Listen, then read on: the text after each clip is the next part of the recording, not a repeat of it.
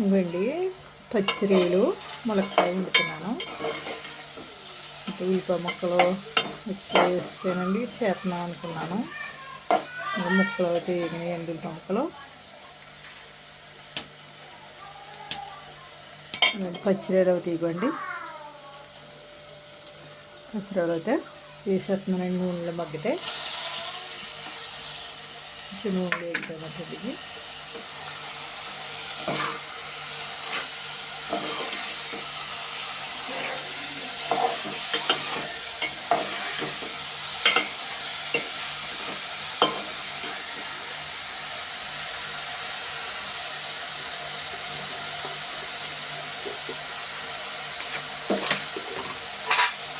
దీంట్లో కొంచెం పసుపు వేస్తానండి. పసుపు వేసాను.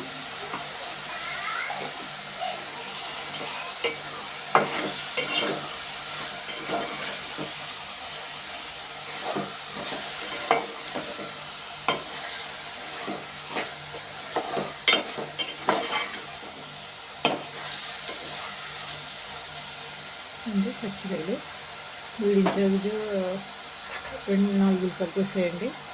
ముక్కలు చిన్న ముక్కలు వేసుకోవాలి. పచ్చిమిరకాయలు వేసుకోవాలి. సగం మూతపెడతాము. వేగిన దాంట్లో అండి ఇంకొన్ని మురక్కాళ్ళు దేశమిరకాయలు అండి. ముక్కలు వేసాను. చిన్న మక్క పెట్టుకోవాలి. ఇది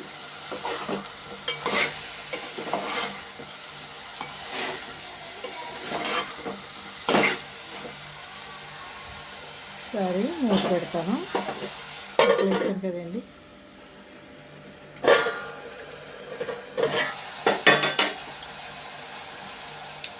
చూసండి కూర ముక్కలైతే మధ్యలో ముక్కలు కూడా దీంట్లో ఉండి కారం వేస్తాను.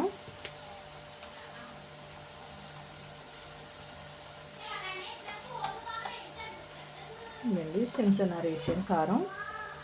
అంటే అండి కారం అల్లం పేస్ట్ కట్టేస్తాం కదా, దాని మీద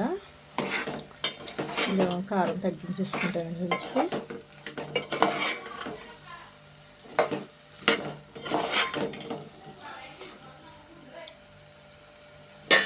పచ్చివాసన పెడతాను. ఇదండి ఉగ్గింది.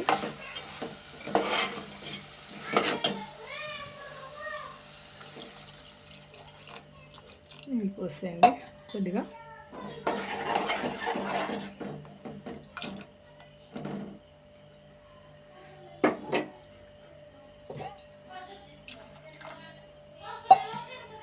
మూత పెడుతున్నాను.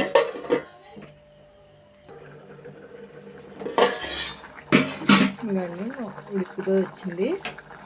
అదే అల్లం పేస్ట్ వేస్తున్నాను.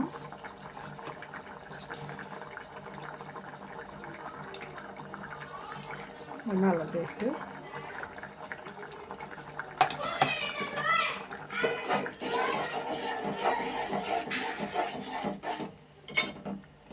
ఇలాగ ఉన్నప్పుడు వేస్తే ముక్కలు కూడా పడుతుందండి. మసాలా ఫ్లేవరు, అల్లం పేస్ట్ ఫ్లేవరు ఉడికి వచ్చేస్తుందండి కూర కూడా.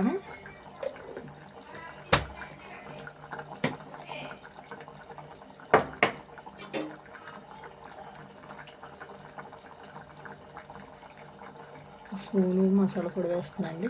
గరం మసాలా పొడి.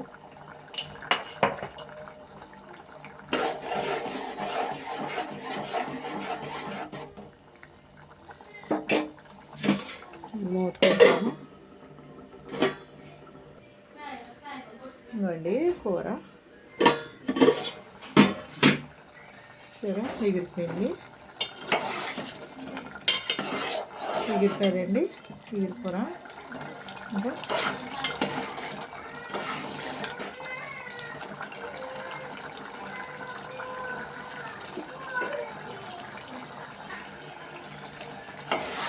ఇవ్వండి కూర ఉడికింది. గ్యాస్ కట్టేస్తున్నాను.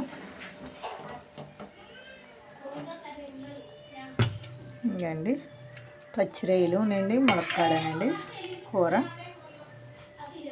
కూర అయితే బాగుంటుందండి, చాలా బాగుంటుంది. ములక్కాడ చాలా బాగుంటుంది కదండి, మీకు తెలుసు కదా.